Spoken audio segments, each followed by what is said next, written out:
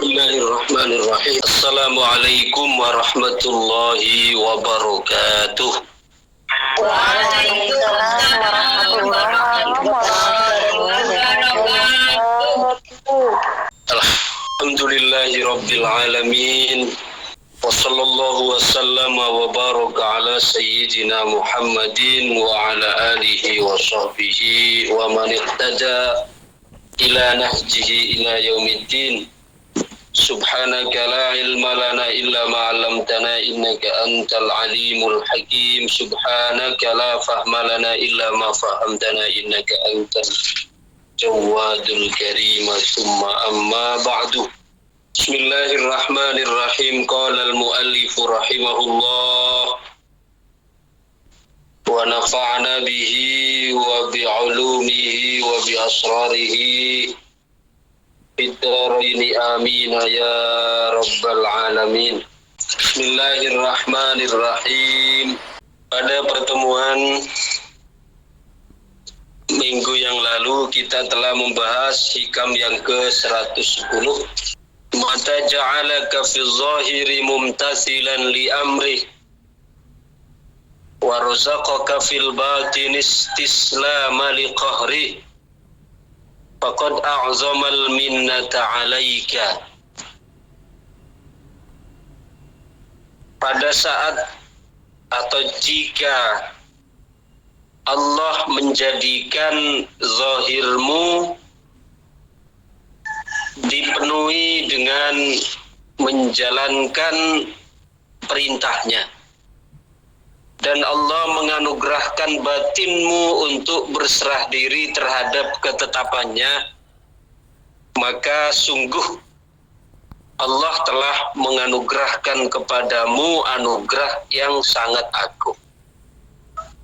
Barang siapa yang zahirnya dipenuhi dengan menjalankan perintah, menjauhi larangan, berarti takwa, dan batinnya diberikan berserah diri terhadap ketetapan Allah, maka sungguh telah Allah berikan kenikmatan yang besar.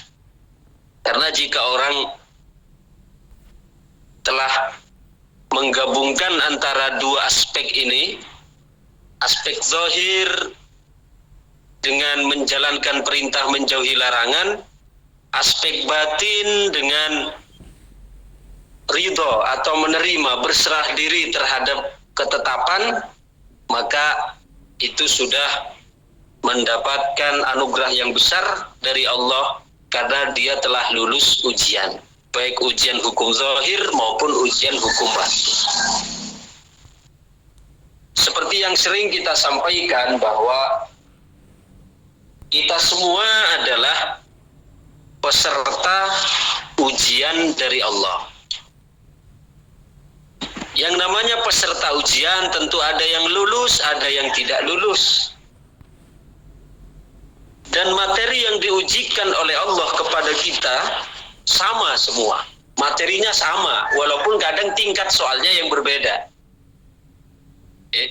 Jadi semua makhluk, semua manusia, semua hamba baik dari golongan jin maupun manusia, itu ujian, materi ujiannya sama, ya.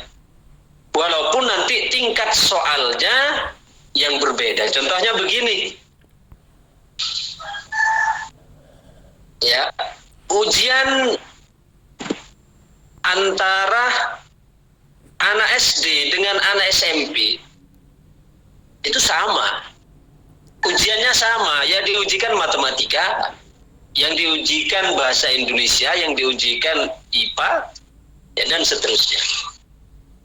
Materi ujiannya sama, tapi tingkat soalnya yang berbeda. Tingkat soalnya dalam arti tentu kalau ujian anak kelas SD, sama-sama bahasa Indonesia, ya, sama-sama bahasa Indonesia, atau sama-sama bahasa Inggris, tentu tingkat soal yang diberikan di anak SD itu tidak sama dengan soal yang diberikan pada anak SMP. Begitu juga dalam ujian kehidupan ini, ujiannya sama. Yang orang awam, yang orang khusus, yang orang spesial itu sama.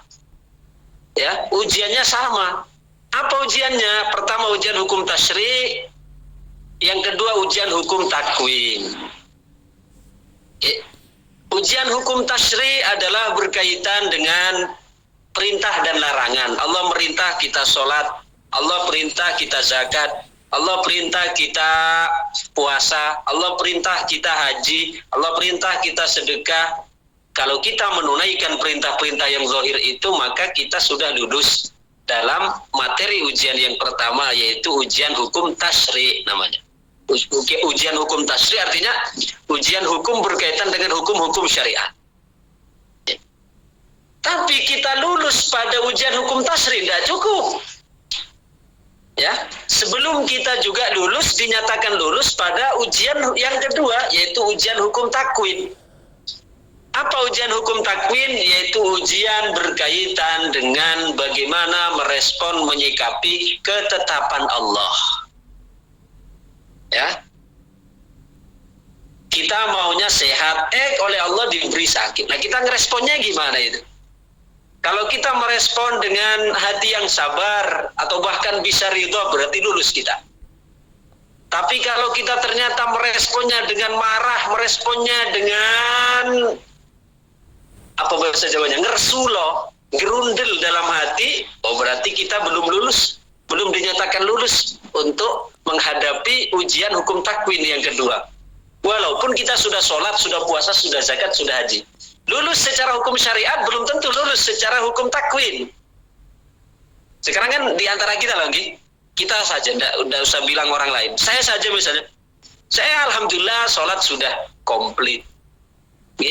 Alhamdulillah zakat sudah tertunaikan, walaupun biasanya baru zakat fitrah, ya. Kemudian puasa alhamdulillah sudah haji alhamdulillah juga sudah. Secara hukum syariat sudah lulus. Tapi ini belum menjamin saya ini lulus ujian hukum takwin yang kedua. Ya, maka tugas saya berikutnya jangan hanya saya puas dengan lulus pada tataran hukum syariat. Wah, apa saya sudah puasa, sudah zakat, sudah haji, sudah puasa dan seterusnya, berarti saya sudah selesai, sudah boten dereng. Kita lulus tersebut baru lulus dari ujian hukum tasyri'. Baru lulus dari segi hukum syariat. Sedangkan lulus dari segi hukum syariat ya belum cukup. Ya harus lulus juga mata kuliah ujian yang kedua, yaitu ujian hukum takwin berkaitan dengan ketetapan Allah. Ya. Kalau saya belum lulus ujian yang kedua, berarti masih pincang. Ya. Idealnya bagaimana? Ujian hukum tasyri' terkait perintah dan larangan saya tunaikan, ya, perintah saya tunaikan, larangan saya tinggalkan. Allah perintah sholat, saya sudah sholat. Allah perintah puasa, saya puasa. Allah perintah zakat, saya zakat. Allah perintah haji, saya haji. Kan sudah lulus sudah secara syariat. Tapi belum cukup. Harus kita lengkapi dengan yang kedua. Harus mengejar juga kelulusan ujian hukum takwin terkait dengan perintah apa batin Allah, yaitu terkait dengan ketetapan Allah. Allah beri kita bangkrut misalnya, gimana ya? Apakah kita sekarang bisa sabar atau bahkan bisa ridho? Atau justru kita ngersulo? Kalau kita ngersulo, berarti belum lulus ujian hukum yang kedua. Walaupun ujian hukum yang pertama sudah lulus. Paham lagi? Nah, jadi idealnya itu ujian hukum tasyri', perintah dan larangan tuntas kita jalankan, kita lulus semua, perintah dijalankan, larangan ditinggalkan. Ujian hukum takwin terkait dengan ketetapan Allah, kita ridho, kita sabar, kita ridho. Kalau dua-duanya sudah kita dapatkan, berarti kita sudah lulus semua. Sudah layak untuk diwisuda. Nah, kalau sudah layak untuk diwisuda, makanya di sini disebutkan barang siapa yang dijadikan oleh Allah zahirnya dipenuhi dengan menjalankan perintah-perintahnya, menjauhi larangan-larangannya, dan hatinya, batinnya dipenuhi dengan sikap berserah diri terhadap ketetapannya, maka sungguh dia telah mendapatkan anugerah yang besar. Kenapa disebut telah mendapatkan anugerah yang besar? Karena dia sudah layak diwisuda. Sudah layak diwisuda. Ya, karena sudah lulus ujian hukum tasyri', sudah lulus ujian hukum takwin juga sudah. Ya, ini melengkapi keterangan minggu yang lalu. Kemudian kita lanjutkan hikam 111. Bismillahirrahmanirrahim. Qala radhiyallahu anhu laisa kullu man sabata takhsisuhu kamula takhlisuhu. Laisa kullu man, laisa ora ono sapa kullu man saben-saben wong tabata kang tetap apa takhsisuhu kekhususan atau pengkhususan iman. Laisa ora ono sapa kullu man saben-saben wong tabata kang tetep apa takhsisuhu pengkhususan iman kamula sempurna kamula dadi sempurna apa takhlisuhu kebebasane iman apa takhlisuhu bebas iman. Laisa kullu man sabata takhsisuhu kamula takhlisuhu, tidak setiap orang yang dikukuhkan sebagai orang yang memiliki kekhususan itu sempurna di dalam kebebasan. Apa ini maksudnya? Perhatikan. Tidak seluruh orang yang memiliki kelebihan, ya. Laisa kullu man sabata takhsisuhu, saya baca syarahnya, bi izhari amrin khariqin lil 'adah ala yadihi. Dengan munculnya perkara-perkara nyeleneh dari tangannya. Katoyil ardi, seperti melipat bumi. Zuhur masih ada di Banyuwangi. Kemudian asar sudah ada di Jakarta. Oke. Itu padahal dia tidak naik pesawat. Dia tidak naik kereta api tidak tentu, kalau pesawat masih mungkin. Oke. Jadi dia dalam waktu sekejap sudah ada di tempat yang berbeda. Wat-tayrani fil hawa, atau bahkan bisa terbang di udara. Bahkan wal masyi 'alal ma, atau dapat berjalan di atas air. Itu artinya kan secara zahir dia adalah orang yang memiliki keistimewaan. Tapi kata beliau laisa kullu man sabata takhsisuhu, tidak semua orang yang memiliki kelebihan kamulat takhlisuhu itu sempurna di dalam kebebasan. Kebebasan apa? Aimin afatin nufusi, tegese saking penyakit nafsu wa ghawailiha lan pira-pira tipuane nafsu. Wa ma tad'u ilaihi, wa ma lan barang tad'u ilaihi kang ngajak apa nafsu ilaihi maring ma minasyahawati saking pira-pira syahwat wal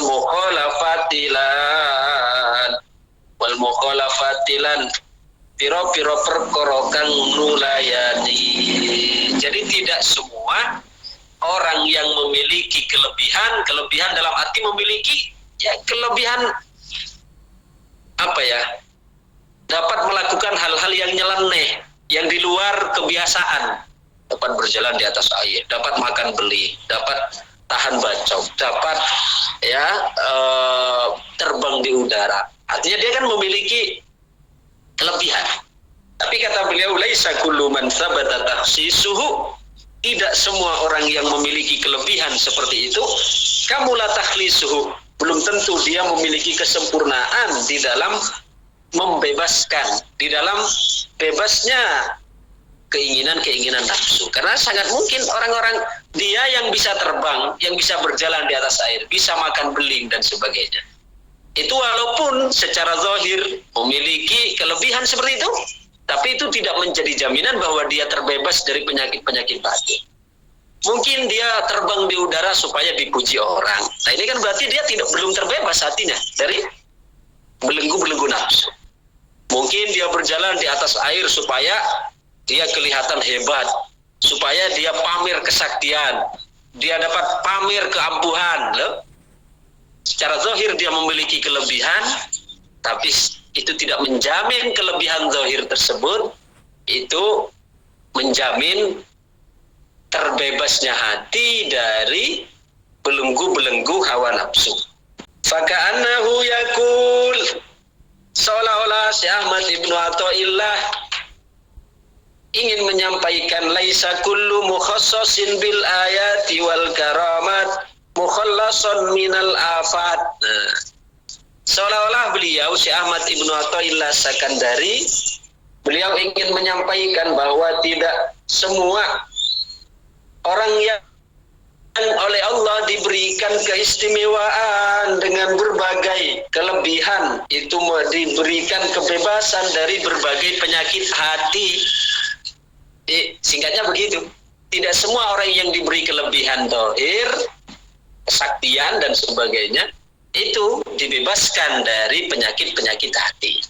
Bal qad yakunu ba'du man khussisa bil karamati lam tathbut lahul istiqamah. Bahkan terkadang orang yang dikhususkan, orang yang diberi keistimewaan seperti itu, terkadang karena hakikat dari istiqomah, hakikat dari karomah itu kemuliaan dan kelebihan-kelebihan. Hakikat dari karomah itu bukan kok yang dapat terbang di atas air, yang dapat berdiri di udara, ngerogoh sukmo, ya, atau yang dapat dalam satu waktu dia dapat merubah bentuk, merubah ya dirinya, membelah diri menjadi berapa sehingga dibunuh yang sana masih hidup.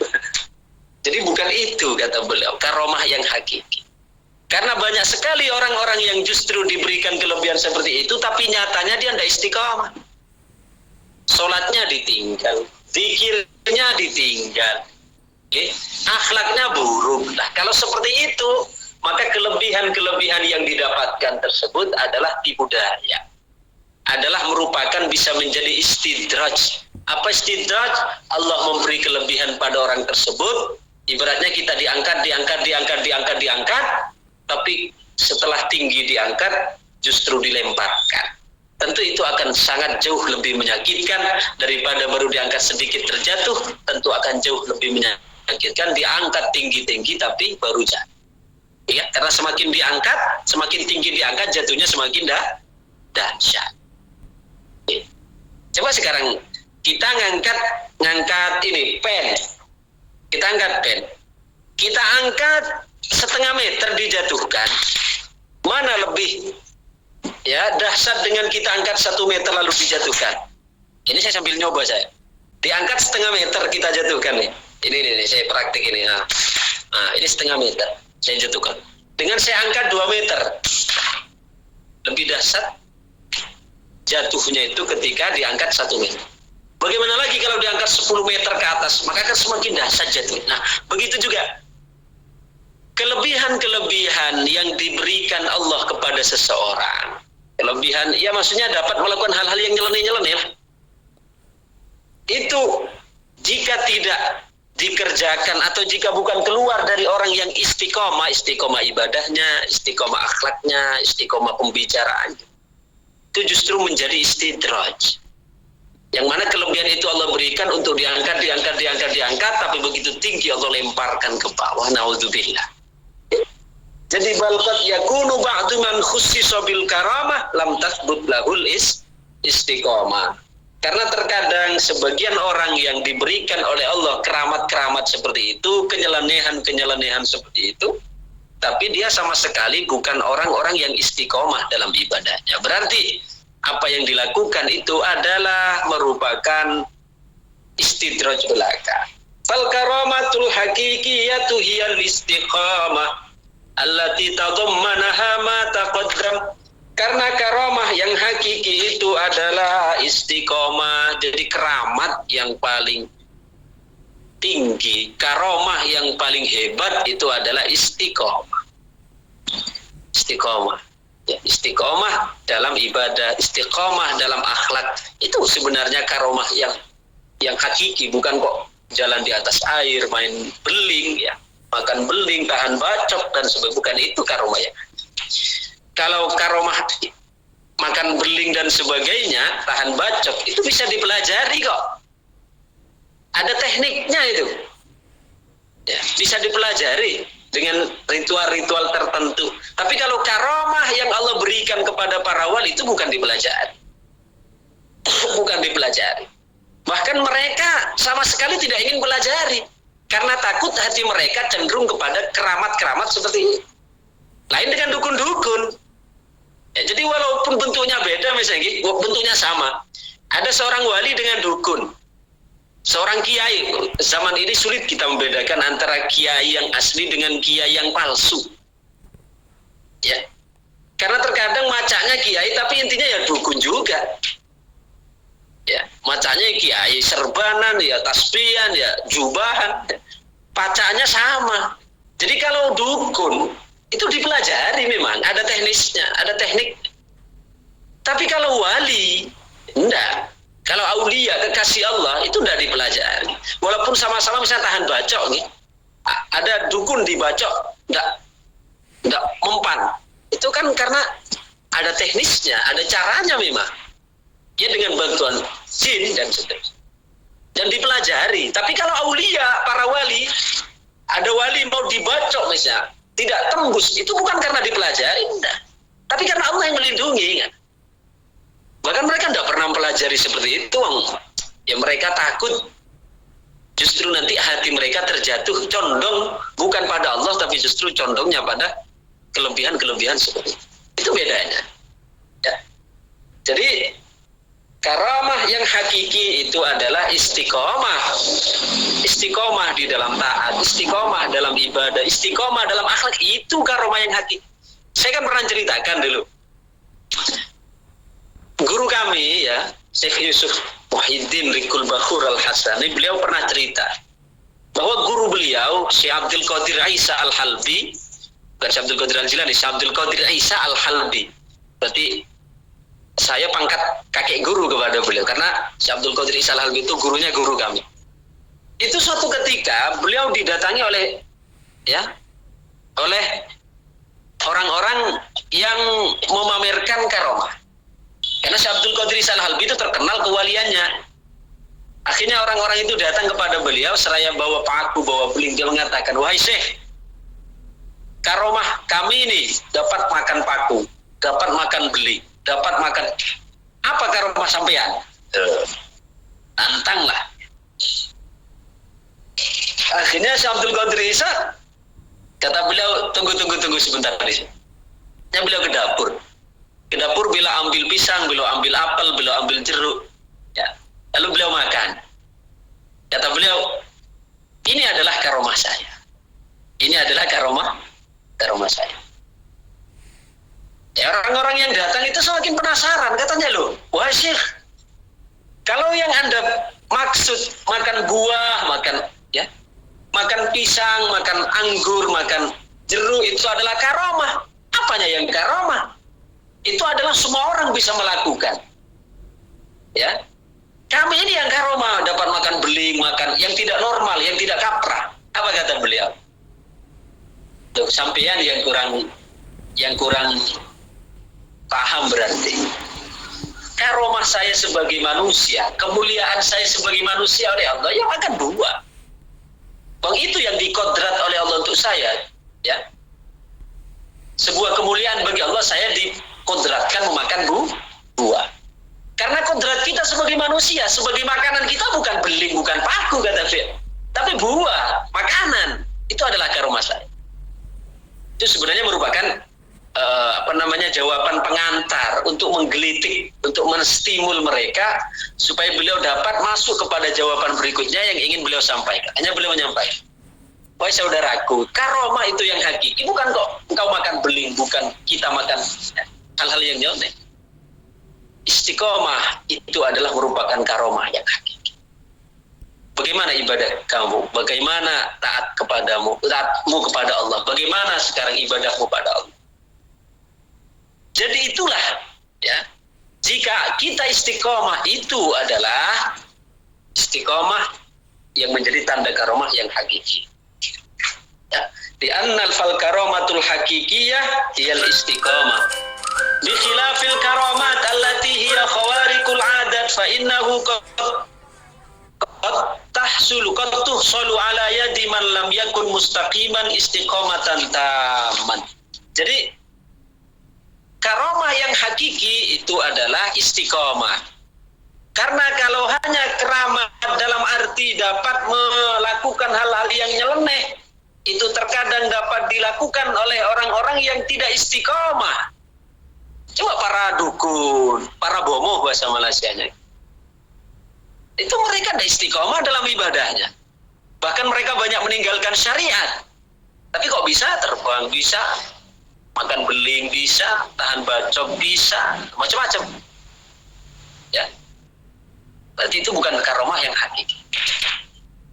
Wa katsiran ma tazharu ala aidil mubtadi'in wa la tazharu ala ahli tamkin. Dan terkadang karomah-karomah seperti itu mungkin terkadang Allah berikan memang kepada orang-orang yang baru pemula untuk meningkatkan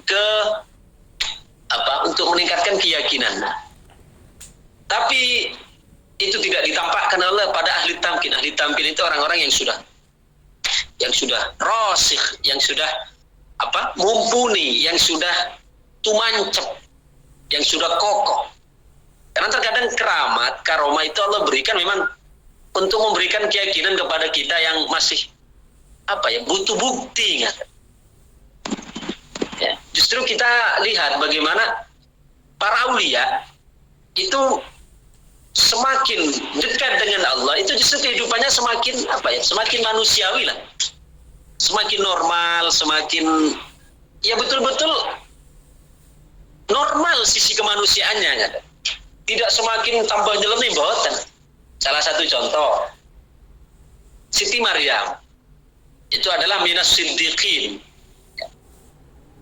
Minas siddiqin ini derajat di bawah kenabian kan, karena derajat paling tinggi nabi. Di bawah nabi, siddiqin, syuhada, sholihin. Para wali lah, dari kalangan para aulia. Siti Maryam itu, coba, ketika beliau akan melahirkan Nabi Isa, ketika beliau belum, sebelum beliau melahirkan Nabi Isa, masih gadis, itu beliau kan ada di dalam mihrab. Ada di dalam mihrab, seperti yang disebutkan dalam Quran itu, setiap Nabi Zakaria masuk ke mihrab itu kan tidak diperbolehkan seorang pun masuk ke situ kan, kecuali Nabi Zakaria sebagai ayah asuh dari beliau. Nabi Zakaria selalu menjumpai ada makanan di sisi Maryam, buah-buahan. Bahkan uniknya lagi, buah-buahan itu adalah ketika musim panas, buah yang ada buah musim dingin. Ketika musim dingin, buah musim panas. Kan aneh. Nabi Zakaria penasaran, siapa yang masuk ke sini, wong? Kuncinya aku yang megang kok. Lagian buah-buahnya kok aneh. Sekarang musim dingin kok malah buah musim panas, ya kan? Sekarang musim panas kok malah buah musim dingin. Maka nanyalah Nabi Zakaria. Ya, qalat ya Maryam kullama dakhala 'alaiha Zakaria al-mihrab wajada 'indaha rizqa. Setiap kali Nabi Zakaria masuk ke dalam mihrab, Nabi Zakaria menjumpai ada rizki, ada buah-buahan di sini. Lalu nanyalah Nabi Zakaria, qala ya Maryamu anna laki hadza, wahai Maryam, kau dapatkan dari mana ini? Maka Siti Maryam menjawab, qalat huwa min indillah. Ini adalah dari sisi Allah. Coba. Nabi Siti Maryam sudah diberikan karomah oleh Allah, ya. Perlu makanan, ya. Makanan yang beliau dapatkan tanpa bekerja, datang sendiri. Oke. Tanpa perlu usaha. Kan karomah itu. Tapi coba setelah beliau mau melahirkan Nabi Isa, maknanya kan tingkat keruhanian beliau, spiritual beliau kan sudah semakin matang, derajatnya sudah semakin tinggi kan, sudah semakin tergembleng. Ketika beliau mau melahirkan Nabi Isa seorang diri, berada di pohon kurma karena dimusuhi oleh kaumnya, karena dianggap hamil tanpa suami kan. Beliau seorang diri hanya bersandar di pokok kurma, di pohon kurma. Beliau dalam keadaan letih, justru diperintahkan oleh Allah untuk apa? Wa huzzi ilaiki bijid'in nakhlati tusakit alaiki rutaban janiya. Wahai Maryam, goyangkan kurma yang kau sandari, maka niscaya akan berguguran, ya, kurma-kurma itu kepadamu. Udah coba. Kan bukan di sini kan bukan menunjukkan sifat sisi kemanusiaan banget, gitu. Ya, padahal ketika masih gadisnya, ketika masih ada di Baitul Maqdis, ada di mihrab, itu beliau mau apa-apa datang sendiri.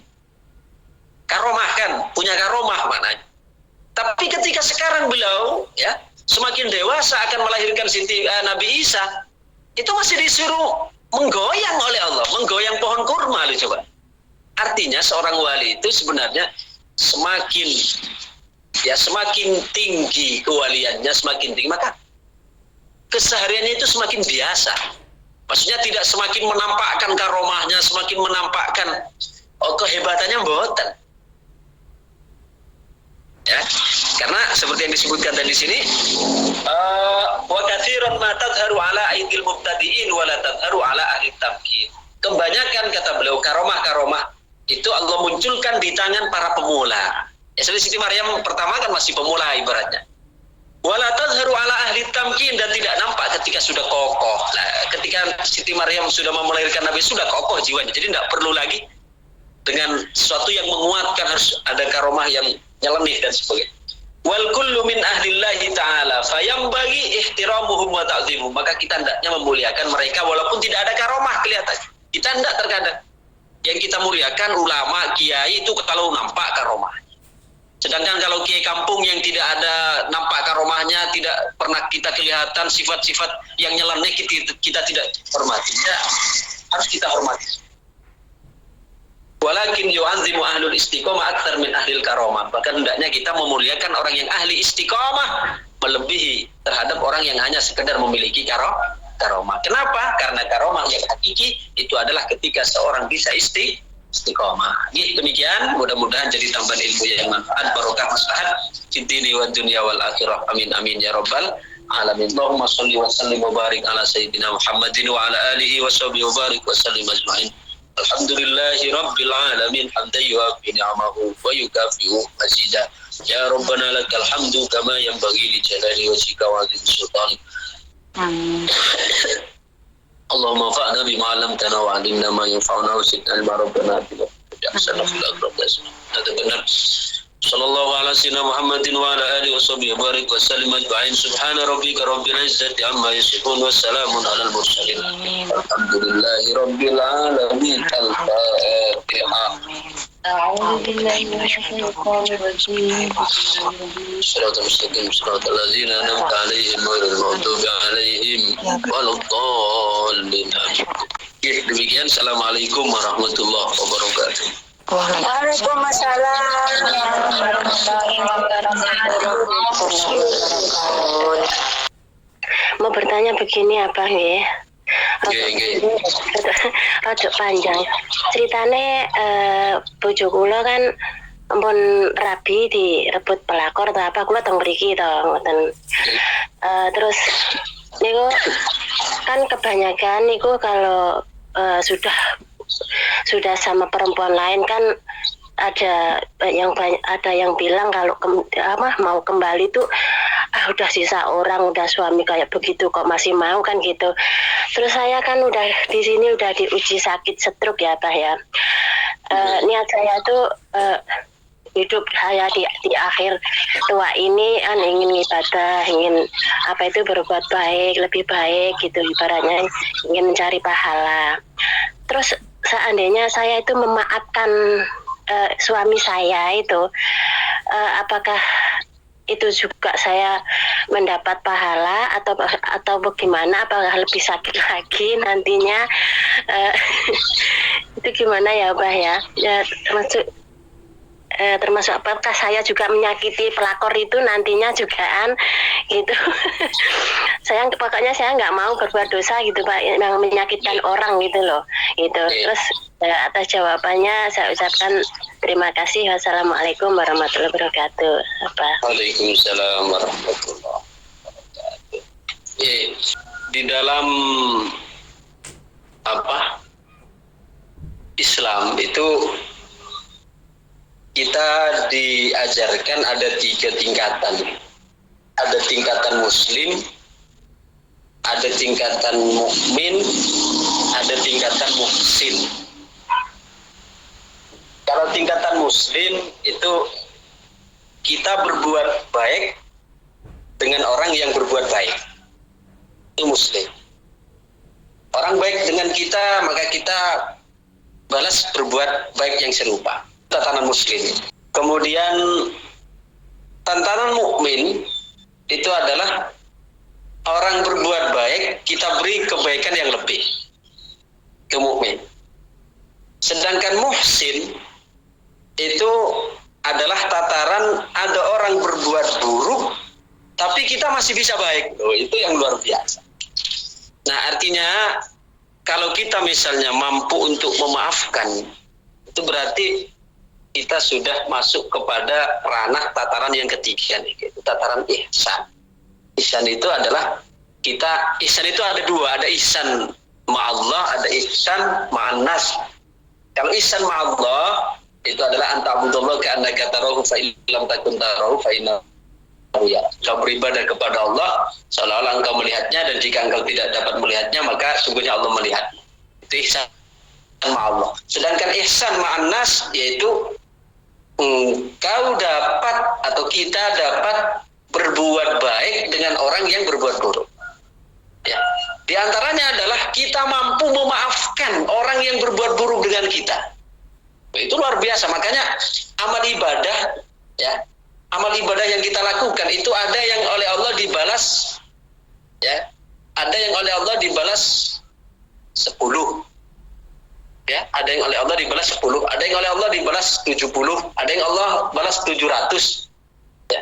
Tapi ada ibadah yang oleh Allah dibalas tak terbatas, hanya Allah sendiri yang tahu. Apa diantaranya? Diantaranya ibadah yang Allah sendiri yang tahu balasannya, kan tidak ada yang tahu. Kalau seperti sholat, ya, zakat, itu kan dijelaskan berapa poinnya dan seterusnya. Tapi ada ibadah yang Allah sendiri yang tahu balasannya. Yang pertama apa? Yang pertama adalah sabar. Ya, sabar. Karena sabar itu Allah menyebutkan innama yuwaffas sabiruna ajrahum bighairi hisab. Sesungguhnya Allah membalas terhadap orang-orang yang bersabar itu dengan balasan yang tak terbatas. Coba. Dengan balasan yang tak terbatas. Yang kedua, yang disebutkan juga dalam Quran, ibadah yang skornya itu tidak ada yang tahu kecuali hanya Allah. Ya, bukan 1, 2, 3, tapi tak terbatas, unlimited. Apa itu yang kedua? Memaafkan. Memaafkan. Apa kata Allah? Kalau sabar tadi, innama yuwaffas sabiruna ajrahum bighairi hisab. Sedangkan tentang memaafkan, faman afa wa aslaha fa ajruhu 'ala Allah. Barang siapa yang memaafkan dan ya berdamai, maka pahalanya itu di sisi Allah. Berarti maknanya hanya Allah sendiri yang tahu.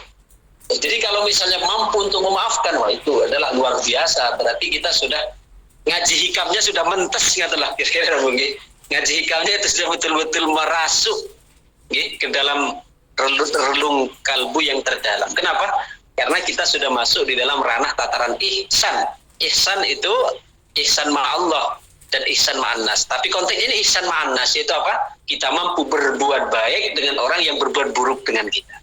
Jadi antaranya adalah memaafkan itu. Memang berat, Bu. Makanya kenapa seperti sabar itu pahalanya hanya Allah yang tahu. Seperti memaafkan itu hanya Allah yang tahu. Karena Allah tahu bahwasanya amal itu bukan amalan yang mudah. Bukan amalan yang gampang. Makanya skor pahalanya, balasannya itu langsung Allah sendiri yang nyatat. Hanya Allah sendiri yang tahu. Ya.